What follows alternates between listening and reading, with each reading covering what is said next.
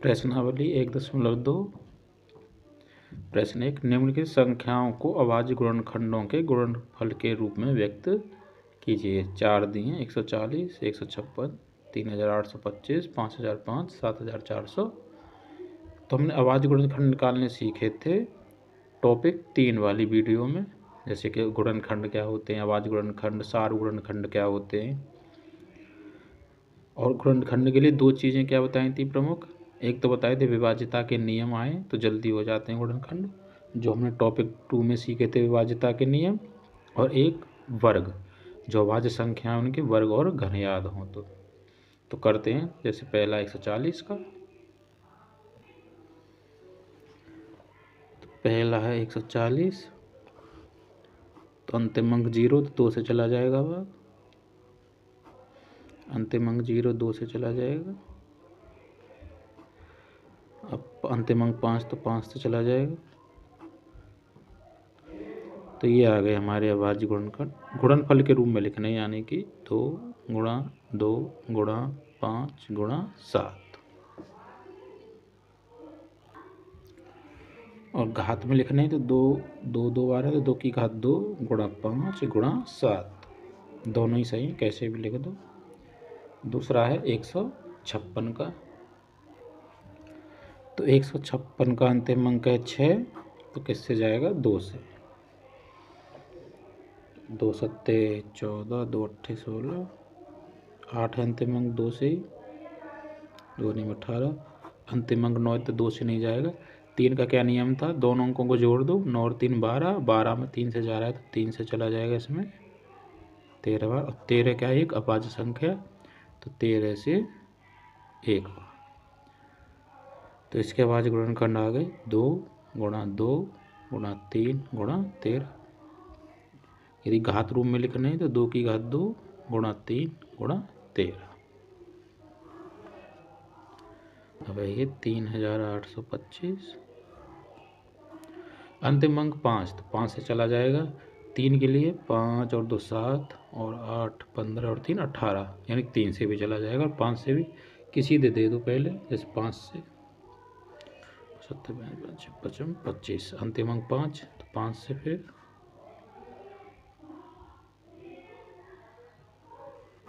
अब अंतिम अंक 5 नहीं है तो 5 से नहीं जाएगा। पहले 3 से भी जा रहा तो अब 3 से जाएगा। 5 और 3 8 और 1 9, 3 से।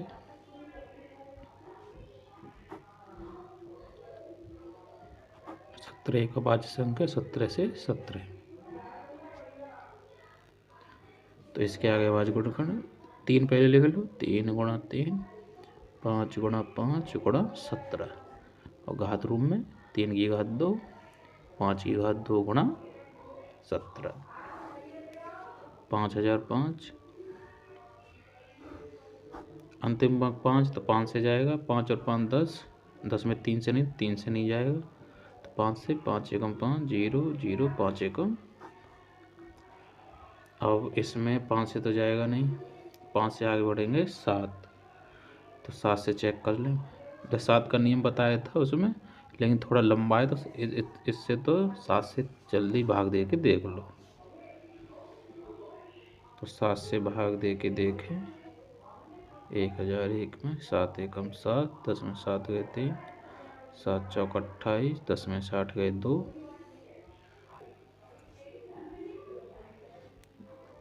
7 या 21 गया 7 से 100।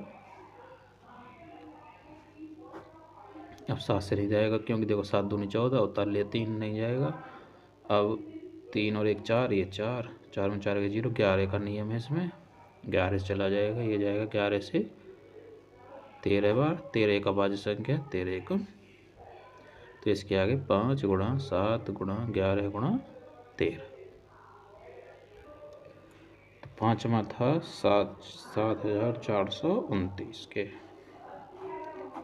2 से नहीं जाएगा, अंतिम अंक 9 है। 3 के लिए 9 और 2 11 और 4 15 और 7 22 में नहीं जाएगा 3 से, तो इसमें भी 3 से नहीं।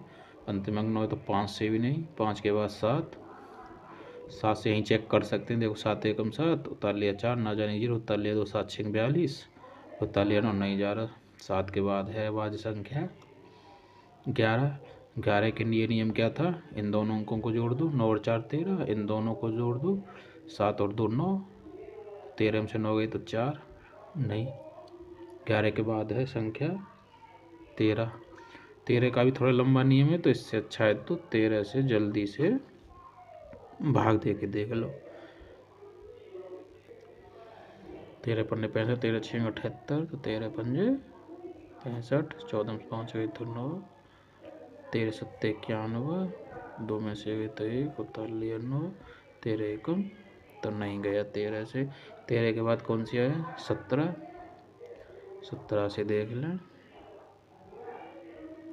17 चौके 68, 17 पन्ने 85, तो 17 चौका 68, 14 में से 8 गए तो 6, ताले 2, 17 3 51, 2 में से गए 17 7 119 गया 17 से। 17 से गया ये 437 बार। अब दोबारा 17 से चेक कर लें, 17 34, 13 में से 4 गए तो 9, 17 छक्के 102, 17 85 नहीं जा रहा है। 17 के बाद आवाज संख्या है हमारी 19, तब 19 से चेक करें, 19 दूनी 38, 19 57, 19 दूनी 38, 13 में से 8 गए तो 5, 19 57 गया 23 बार। 19 से 23, 23 आवाज संख्या है तो 23 में 23 से तो 17 गुणा 19 गुणा 23। प्रश्न नंबर 1 हो गया पूरा। प्रश्न नंबर 2, पूर्णांकों के निम्नलिखित योग एचसीएफ और एलसीएम ज्ञात कीजिए। पहले तो हमें निकालने इन सवालों के एचसीएफ और एलसीएम, फिर जांच करनी है कि दोनों दो संख्याओं गुणनफल बराबर एचसीएफ गुणा एलसीएम। तो इसमें कितने सवाल हैं, 3 करके देखते हैं। तो हमने ऐसे सवाल सीखे थे टॉपिक 6 वाली वीडियो में। तो पहला सवाल है 26 और 51, यानी कि इनका लासा निकालना है, मासा फिर सिद्ध करना है, लासा गुणा मासा बराबर दोनों संख्याओं का गुणनफल। तो लासा मासा इसका निकाल लेते हैं हम गुणनखंड विधि से। तो अभाज्य गुणनखंड विधि क्या थी, जो पिछली वीडियो में सीखी हमने। पहले दोनों के अभाज्य गुणनखंड निकाल लो।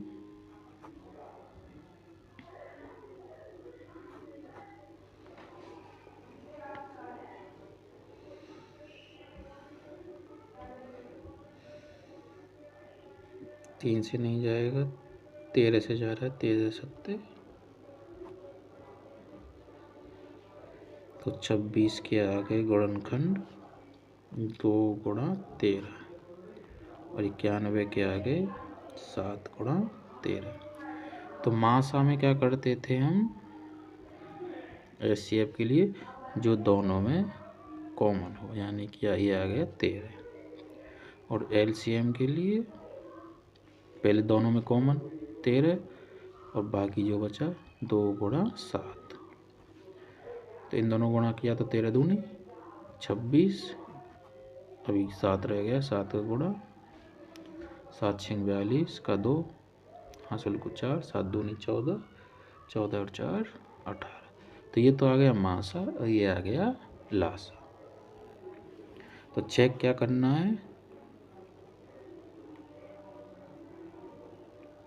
दोनों संख्याओं का गुणा बराबर एलसीएम गुणा एचसीएफ है या नहीं। तो दोनों संख्याएं कौन सी थी हमारे पास, 26 और 91, यानी कि हमें 26 गुणा 91, बायां पक्ष ले लो पहले, लेफ्ट हैंड साइड, इसे बोलते हैं बायां पक्ष, इसे बोलते हैं दायां पक्ष। तो लेफ्ट हैंड साइड ले ली, 26 गुणा 91 कर लो, तो ये आएगा, 1 का करेंगे तो 6 2, 9 का करेंगे तो 9 6 54, 2 18 और 5 6 6 3 2, तो ये आ गया 23 66। अब ले लेते हैं right side, right hand side क्या है हमारी एलसीएम गुणा एचसीएफ, यानी कि एलसीएम कितना है हमारा 182, एचसीएफ कितना आया 13। इन दोनों गुणा कर लो, 3 दूनी 6, 3 अट्ठे 24, 3 एकम 3 और 2 5।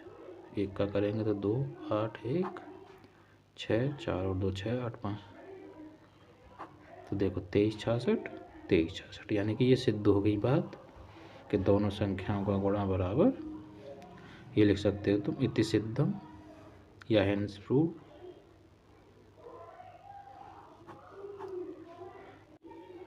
दूसरा था 510 और 92, तो पहले निकाल लेते हैं 92 के।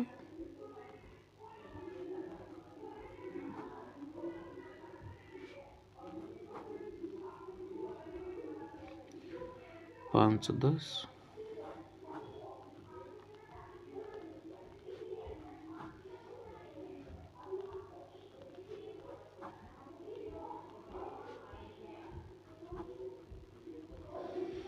तो 92 के आए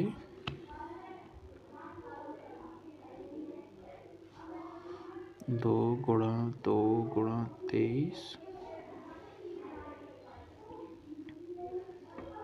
510 के आए 2 गुणा 3 गुणा 5 गुणा 17। तो एचसीएफ बना जो दोनों में कॉमन है 2, और एलसीएम बना जो दोनों में कॉमन है पहले वो 2 और बाकी का जो भी है।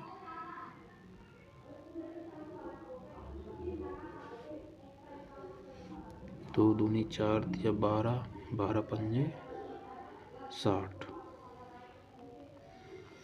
तो इतने का आ गया 60 गुणा 23, 0 3 18, 0 2 छक्के 12, 0 8 3 1, कितना है 1380।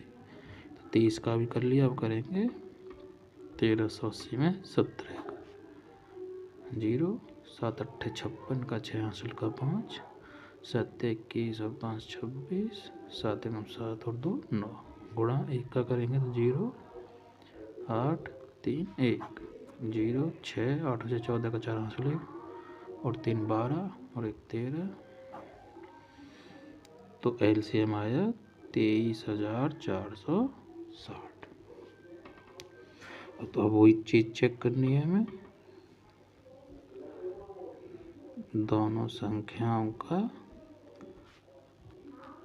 गुणा बराबर एलसीएम गुणा एचसीएफ।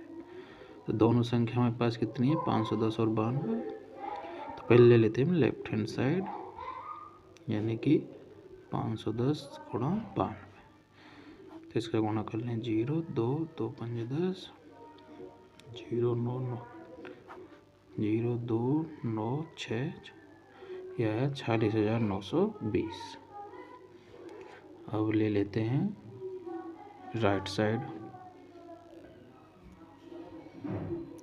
राइट हैंड साइड, यानी कि लासा और मासा। लासा आया हमारा 2 3 4 6 0 गुणा मासा आया 2, 0 2 छक्के 12 का 2 हासिल का 1, 2 चौके 8 और 1 9, 2 3 6 2 दूनी, तो सेम आए दोनों, यानी कि लेफ्ट हैंड साइड बराबर लिख सकते हो तुम इति सिद्धम या हेंस प्रूव्ड। अगला तीसरा सवाल था इसमें 336 और 54। तो 54 के बाद गुणनखंड से 27, 3 27, 3 × 9, 3 एकम 336 के भी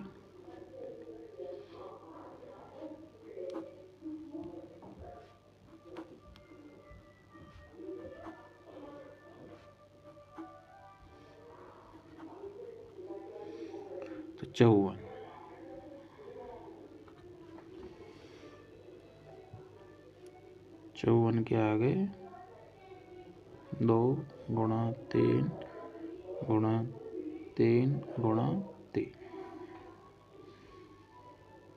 336, 336 के आगे 2 गुणा 2 गुणा 2 गुणा 2 गुणा 3 गुणा 7। सबसे पहले HCF, तो दोनों में कॉमन एक तो ये 2 और एक ये 3, यानी कि HCF आ गया 6। LCM, पहले जो दोनों में कॉमन है 2 और 3, बाकी जो बचा इसमें 2 3 बचे, इसमें 2 गुणा 2 गुणा 2 गुणा 7। तो इनका करेंगे गुणा, 2 तिया 6 तिया 18 ती 54, 54 दूनी 108, 108 दूनी 216। तो यहाँ तक आ गया 216 और ये बन गया 7 दूनी 14। तो इसका और गुणा, 4 6 24 का 4 हासिल का 2, 4 1 4 और 2 6, 4 दूनी 8, 6 1 2, 4 का 4, 6 और 6 12 का 2 हासिल 1। तो इसका LCM आया 3024।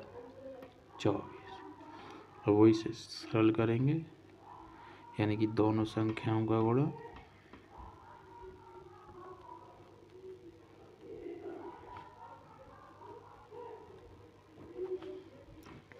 LCM गुणा HCF।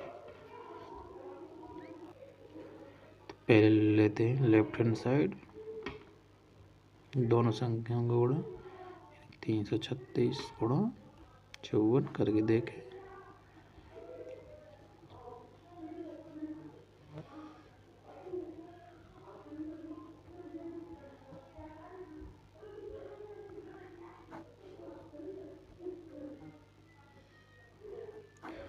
अठारह 18,144। अब ले लेते हैं राइट साइड, जिसमें LCM आया था हमारा 3024 और HCF आया था 6।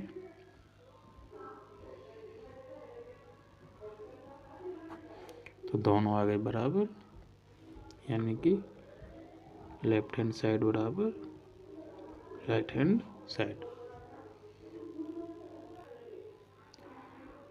प्रश्न नंबर 3, अभाज्य गुणनखंड विधि से नियत पूर्णांकों के HCF और LCM निकालो। इसमें कितने सवाल हैं? 3, 1 2 3।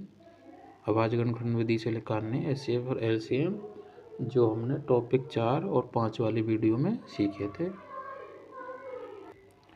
तो पहला है 12 15 21।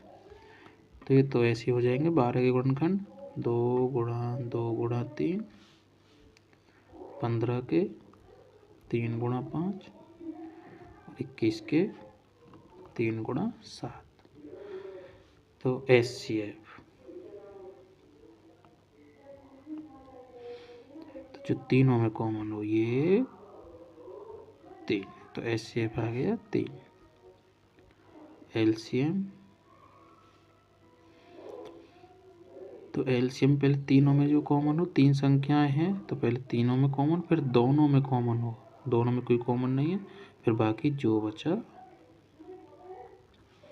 तो 3 दूनी 6, दूनी 12, 5 60, ये आ गया LCM 420। अब 17 23 29। तो इसे देखो, ये तीनों एक ऐसी संख्याएं हैं अभाज्य। तो अभाज्य संख्याओं का जो HCF होता है वो रहेगा 1, क्योंकि इनके अभाज्य गुणनखंड निकलेंगे नहीं, वे स्वयं ही गुणनखंड है 17 23 29। तो जिसके अभाज्य गुणनखंड ना निकले उनका मासा क्या होता है 1, क्योंकि 17 में और किसी से भाग नहीं जाएगा, ना 23 में ना 29 में है। तो तीनों में किससे भाग जाएगा 1 से, क्योंकि 1 सभी का क्या होता है गुणनखंड। तो HCF हो गया 1। और ऐसी संख्याओं का LCM होता है इन संख्याओं का गुणा, कि इन तीनों का कर दो गुणा, वही होगा LCM।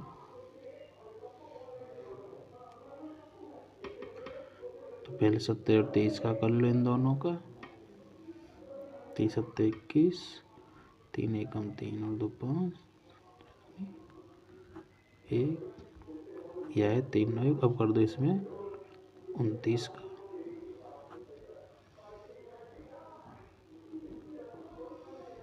9 एकम 9, 9 निम 81 का, 8 9 27 और 8 35। 2 का करेंगे, 2 एकम 2, 2 निम 18,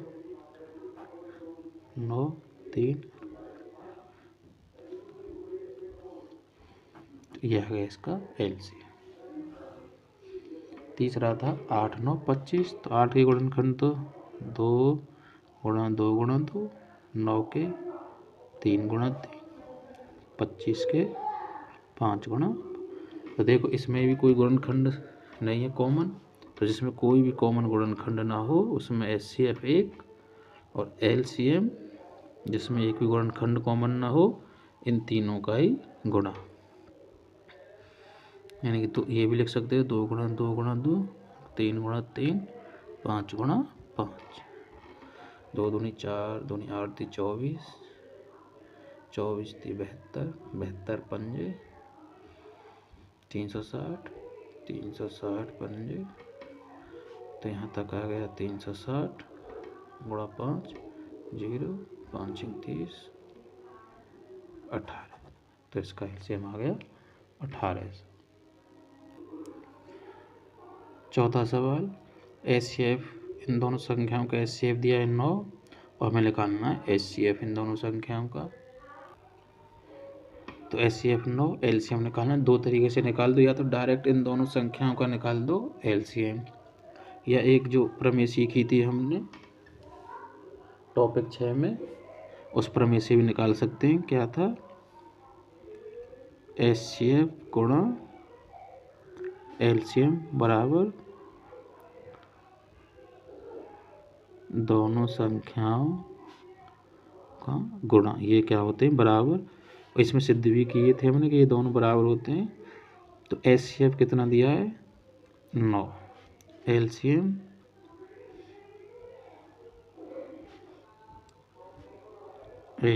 निकालना है बराबर दोनों संख्याओं का गुणा, यानी दोनों संख्या हमारे पास 306 और गुणा 657।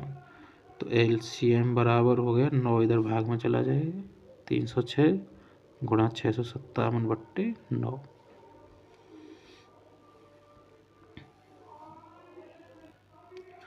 तो यदि इनमें से कोई सी 9 से कट जाए तो आसान हो जाएगा, क्योंकि इन दोनों को गुणा करो फिर 9 से भाग दो। तो 9 से यदि कट जाए तो अच्छा है। और देखो यदि प्लस है या माइनस है बीच में तो कभी नहीं काटते। यदि बीच में गुणा है तो आराम से नीचे वाले से ऊपर वाले को, ऊपर वाली से नीचे वाले को काट सकते हैं।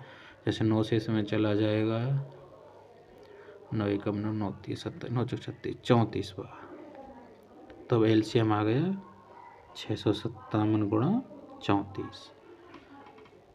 या सीधे गुणा कर दो या 9 से भाग दे दो लास्ट में। 4 7 28, 4 पन्ने 20 और 2 22, 4 6 24 और 2 26। देखिए 70।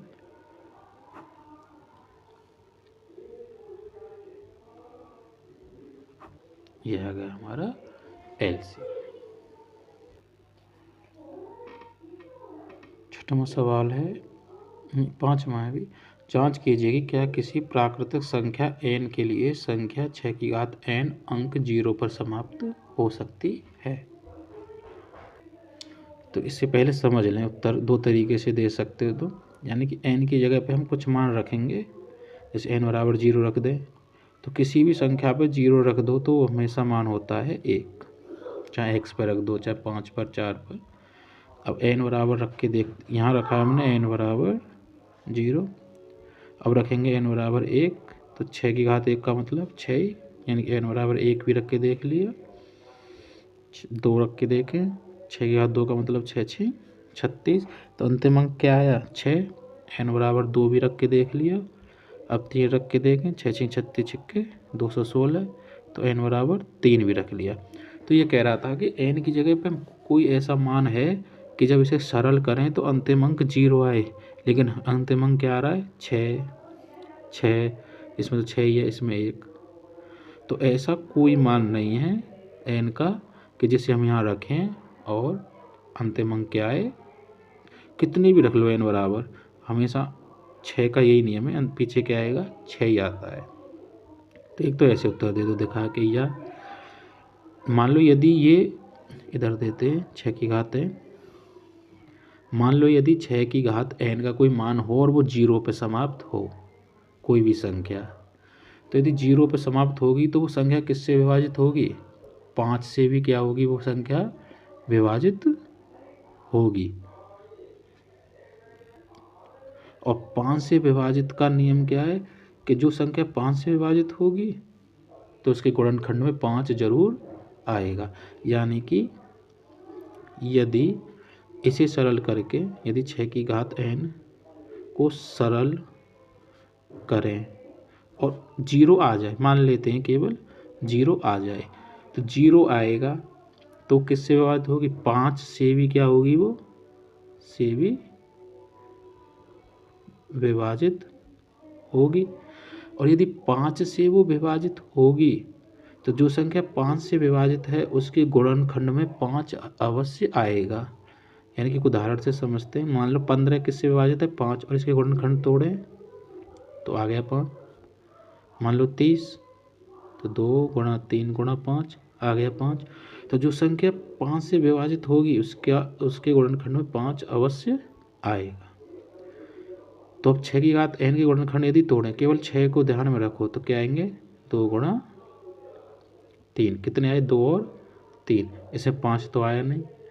तो एक आंसर ये भी दे सकते हैं कि इसका जब हमने गुणनखंड तोड़ा तो इसके गुणनखंड में क्या नहीं आया, 5, इसलिए इस n का ऐसा कोई मान नहीं है जिसका अंतिम अंक क्या आए 0। तो दोनों तरीके से सही हैं, ऐसे करके दिखा दो या फिर ऐसे। अब 6वां प्रश्न है, व्याख्या कीजिए 7 गुणा 11 गुणा 13 प्लस 13, और ये 2 सवाल हैं, ये अलग है ये अलग, भाज्य संख्या क्यों है, क्यों और दिखानी है ये।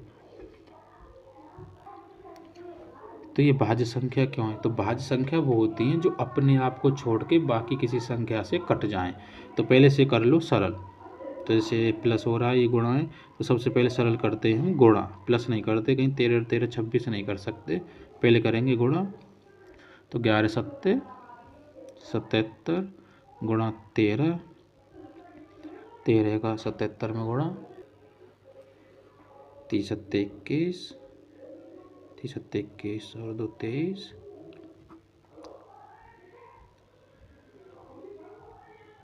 1001, और इसमें 13 और जोड़ना है भी प्लस का, कितना है हमारा 1014। अब 1014 देखो 2 से भी विभाजित है, अंतिम अंक 2 है, 4 और 5 और 1 6, 3 से भी विभाजित है, बस इतना ही बहुत है। यदि आप 2 से भी लिख दोगे तब भी सही है, क्योंकि भाज्य संख्या कौन सी होती है, जो अपने आप को छोड़कर बाकी किसी संख्या से विभाजित हो जाए। तो जो 1014 है वो अपने आप को छोड़कर, यानी कि 1014 को छोड़कर किससे विभाजित है, 2 से और 3 से, इसलिए ये कैसी हो गई, भाज्य।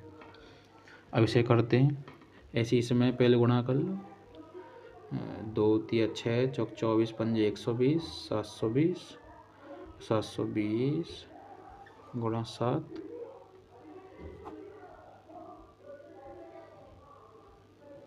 प्लस का 5 है तो 5 और जोड़ लो, तो ये संख्या है 5045। अब देखो अंतिम अंक क्या है 5, तो ये संख्या किससे विभाजित होगी, 5 से। ये जो विभाजिता के नियम सीखे थे टॉपिक 2 में, वही अंतिम अंक 5, तो 5 से विभाजित होगी। सिर्फ इतना ही लिख दो, ये संख्या किससे विभाजित है, 5 से, तो किसी और संख्या से विभाजित है, इसलिए ये संख्या भी कैसी होगी, एक भाज्य संख्या। अंतिम प्रश्न, प्रश्न 1.2 का, किसी खेल के मैदान के चारों एक वृत्ताकार पथ है, वृत्ताकार पथ है एक ऐसा, इस मैदान का एक चक्कर लगाने सोनिया को 18 मिनट और रवि को 12 मिनट लगते हैं, तो दोनों एक स्थान और एक ही समय पर चलना प्रारंभ करें तो कितने समय बाद पुनः प्रारंभिक स्थान पर मिलेंगे। तो जब भी मिलने की बात हो, मान लो कोई 3 चीज़ें चल रही हैं, समय दिया या दूरी दी है, कुछ भी मिलने की बात हो, उसमें निकाल देते हैं लासा। जैसे मान लो 3 घंटियाँ बज रही हैं, एक 2 मिनट बाद, एक 3 मिनट बाद, एक 6 मिनट बाद, तो उसमें लासा। मान लो आदमी चल रहे हैं, किसी के कदम की दूरी है 2 सेंटीमीटर की, किसी के कदम की दूरी है 3, किसी की 4, तो एक साथ कदम कितनी दूरी पर रखेंगे तो क्या लासा, जब भी एक साथ की बात हो। तो ये सीखे थे हमने टॉपिक 8 में, जो लासा मासा थे, जितने भी संबंधित सवाल थे अलग अलग तरीके से आते हैं, तो टॉपिक 8 में सारे सीखे थे। तो इसमें क्या करना है, केवल 18 मिनट और 12 मिनट का क्या निकाल दो, लासा। तो 12 और 18 में क्या निकालना है, लासा। तो डायरेक्ट विधि से निकालते हैं जो सीखी थी हमने। जैसे बड़ी संख्या 66 और 18, 18 में 12 से नहीं जा रहा, तो 18 दूनी 36, 36 में 12 से जा रहा है और 18 से भी, तो 36 ही क्या हो गया हमारा, लासा। तो 36 मिनट बाद। तो ये था सॉल्यूशन 1.2 का।